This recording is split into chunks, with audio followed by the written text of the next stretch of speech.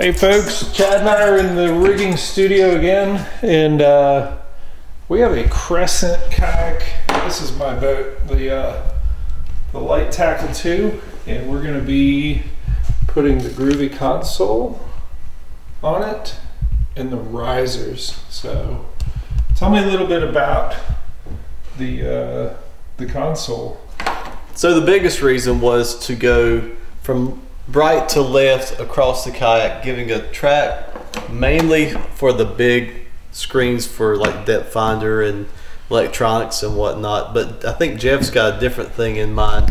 Yeah, I really want it as a rod stager. I know I'm in a lot of different low slung boats where, you know, I'm just going to show you. When my rods are hanging or laying out here in front and they're just laying right on the hull, the rod tip and the lure is kind of dangling down in the water there. And that, I've actually gotten in trouble this summer where I almost broke a rod tip because I wasn't paying attention. I like to have multiple rods out in front of me. And to be able to get something that stages the rod tips up a little bit. I mean, obviously the rod butt sits on the seat, but I just really want them up a little bit. And I'm looking at these risers thinking that's perfect along with this track. So let's go ahead and jump in and see where we would put it on this particular boat. So what are you thinking? I mean, I don't know. We're gonna. This is designed to fit into the track, but we don't have any track up here. I think that would be it. We can probably hard mount it there instead of doing the track back here. But if it's back here, it's in the way of my foot control steering. Yeah, that's not good. Anything that's this far forward is going to be good. I think if it goes too far forward here, I'm not lifting this hatch. Apparently I'm not lifting this hatch anyways. You know. So like right there? Yeah, I think this is my spot. And yeah, I think you can turn these either way. So I can. I like them forward like that. Okay.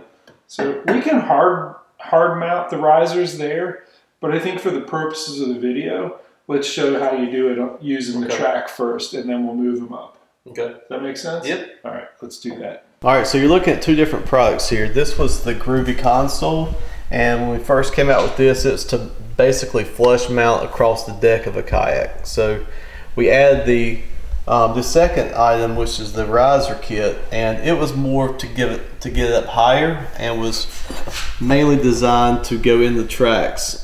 Jeff clearly wants to get his up higher, so we're going to use this kit when we install this on the Crescent.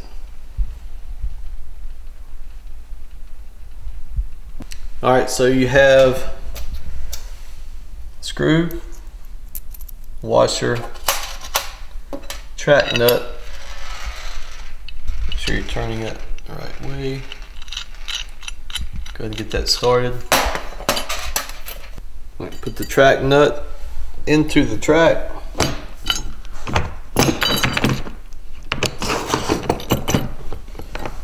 And the second one.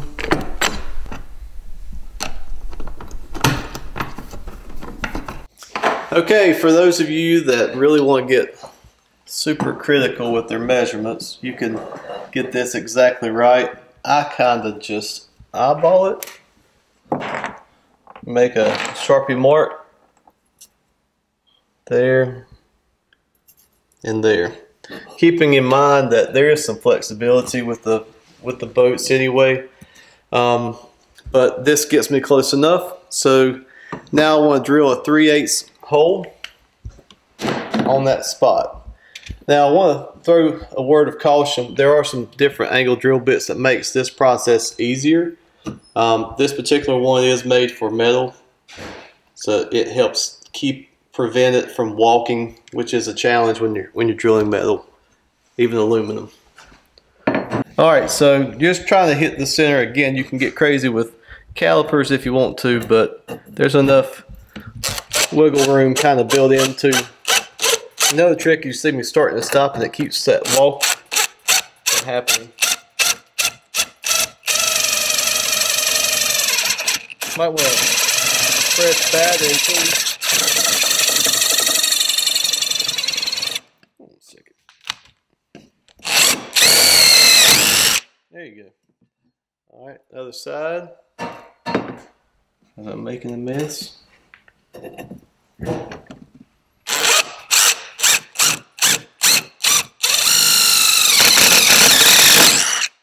There. So you only went through the bottom. You didn't go all the way through. Right. You know, there's two pieces. You went through this. You did not go through that. Yep. Got it. Yep. And some people have drilled all the way through. I feel like that's tough because you get into this track and it's just, it wants to walk and move and it just leaves it's just cleaner only going through the bottom there. So we're going to show you how to use our fasteners to attach there. So you guys are used to seeing the 1/4 track nuts. These are larger. They're 5/16/18, and we're going to use these to go inside with this raised area. Is going to pop through here, and that's going to be the challenge, is to hold that in place while we come up through the bottom. Where's the nut? Sorry. So your goal is to get that little bump in the hole you just drilled. Okay. Yeah. How do you do that? Well, what I typically use is like so some of these installs, that hole will be closer, and I have short stubby fingers, so I can only go so far there, but to get it in there, sometimes you get lucky and it just wants to fall there, but a lot of times I will hold it there with a file. Let me go grab a file to help me hold that. So you got a screwdriver there and you're just sliding it in.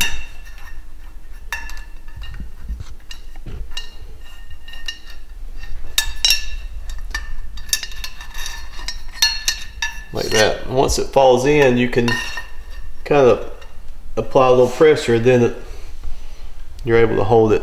Oh, you're pushing on it this way. Yeah, I'm kind of prying on it like that. Do you want me to hand you some hardware? Make this easy. Yeah, sure. There's that.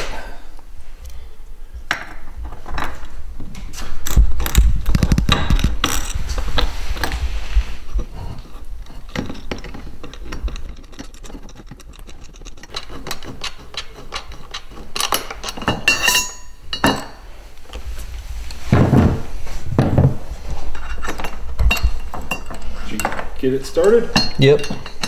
Okay. You gonna jump in here, Michael, and help? How can I help? He's running away. How can I help?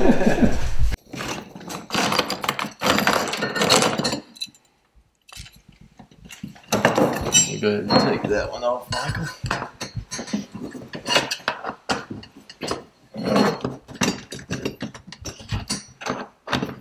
You aren't aware you're being filmed, are you? Not at all. Oh, okay, good. Hold on, I think I just cracked the lens though. No, but I am. Yeah, you didn't even ask me. It is challenging holding that in place and fastening that to it. We're going to try it upside down now that we've got that one started. So we got my other track nut.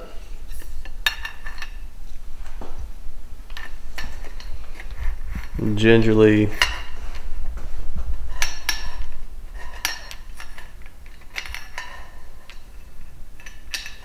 get it to fall in like that. Apply pressure down to kind of hold it.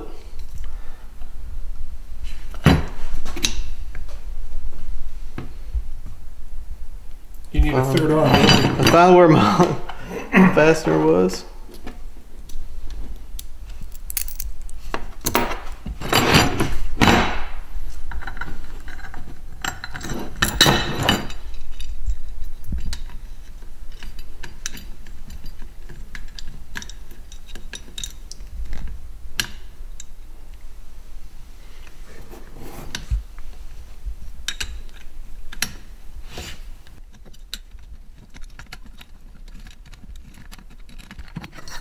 once it's started, you can put it back where you want to and tighten it down.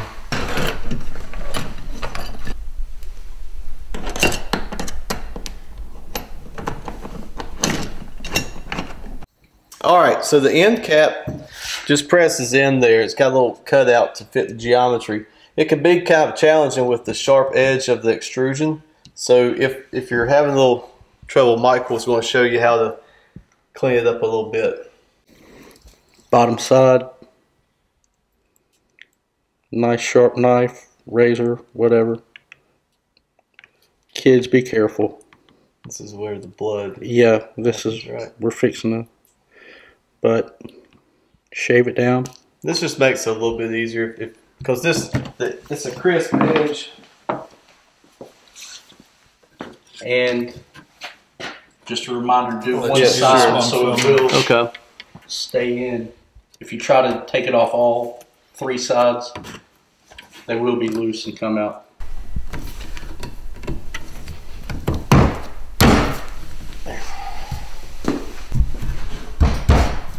All right, so that's pretty solid, and for sure we could take the depth finder and get our lock and load base. Let's just go ahead and put that on and see what that looks like. This has the, you know, get the right base for the YakAttack depth finder. Now, I think with the I didn't really tighten it, but that's fine. okay. I mean, we're going to move this up, but you know, I think it actually looks pretty good there. But I do want to move it out, and you know, we've taught getting it in the track. We're going to move it up here, like I said before.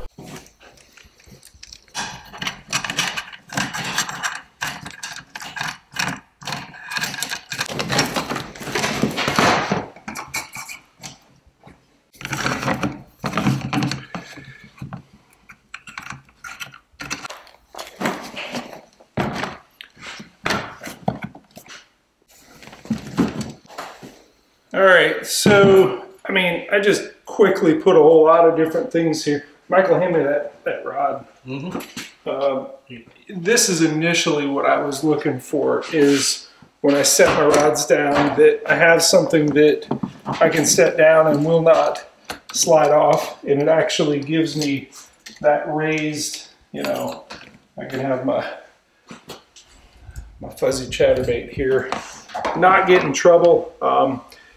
Like I said, we're going to move this forward to do what I really need to, but I just wanted to show what's capable when you're able to build a crossbar like this, have the Groovy console out in front of you. You can build all sorts of stuff, and let's look at how sturdy this is. I mean, I can pick up the boat from it. I can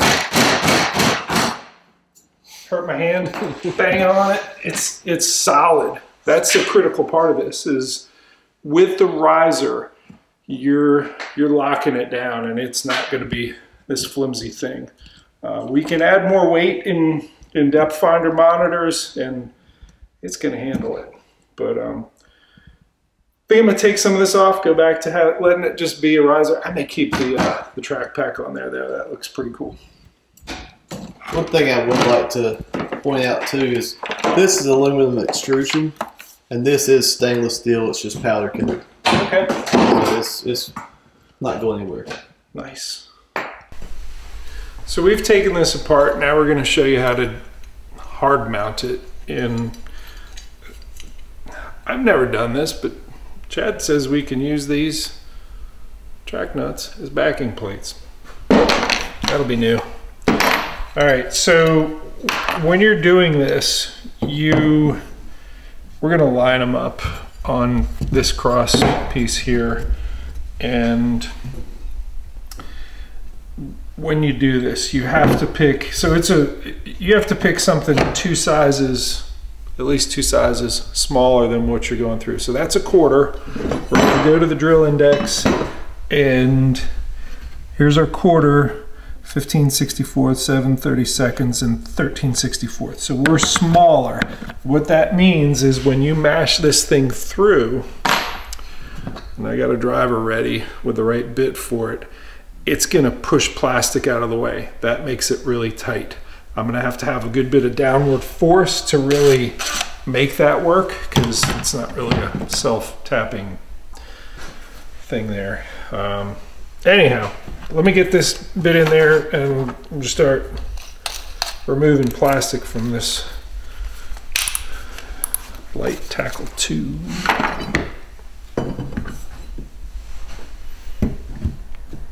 So I'm actually pushing it up against the seam there, and we should be good on those. That's the wrong way. If you screw up, if you're like, no, it's in the wrong place, you save these, save the little corkscrews, but I think we're gonna be good. So that one's lined up there. I tell you what, I'm gonna sink one of those in there just to make sure. And this is just gonna be to stabilize it. I'm not gonna go all the way with it, but that's just to keep it in place and make sure. Yeah, that's way bigger than the hole. That's enough. So that can sit there for now. We'll do the other one.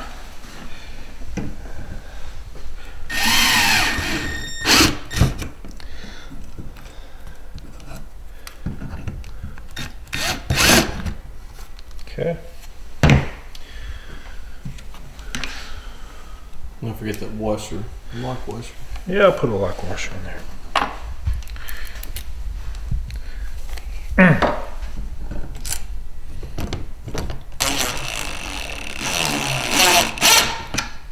All right.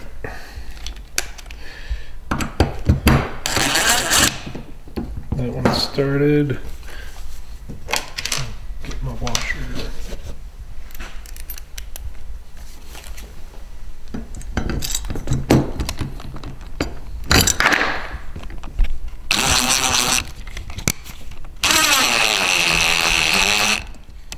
Okay. Let's see what we can do getting these track nuts up underneath it.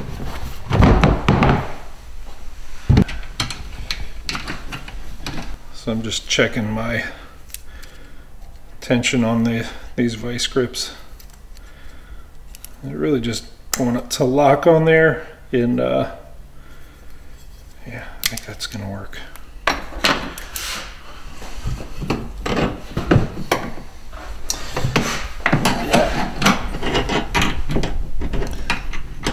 I can't see anything. It's all by feel.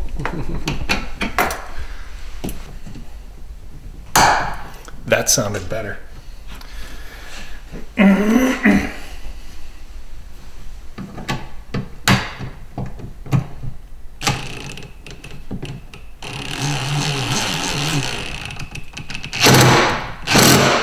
Yeah, that one's on there.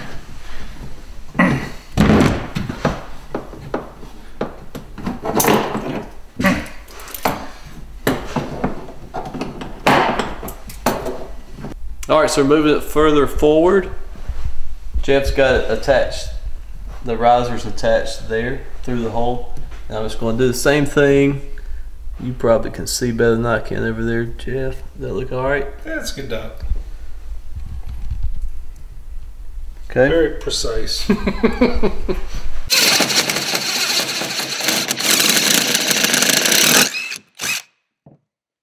All right. I watched Chad do the other. Now I did this side. It is tricky. This is sort of tricky, especially when you've already got this down. I understand why in the directions it mentions a file and not the flat screwdriver that we started in, because it's kind of the right width to kind of tamp down on the track nut. But I've overshot it.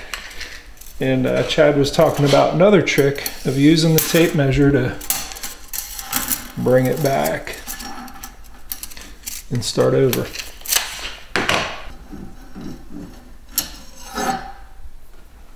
Okay, yeah, that dropped in pretty good on the first one. That's not where we want it. We've had a couple holes because we used it earlier.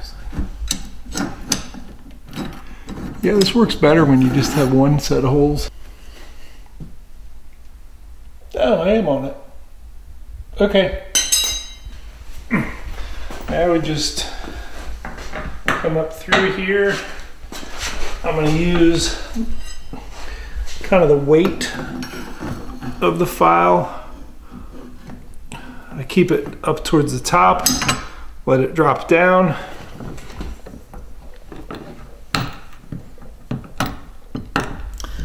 Just try to get this thing finger tight.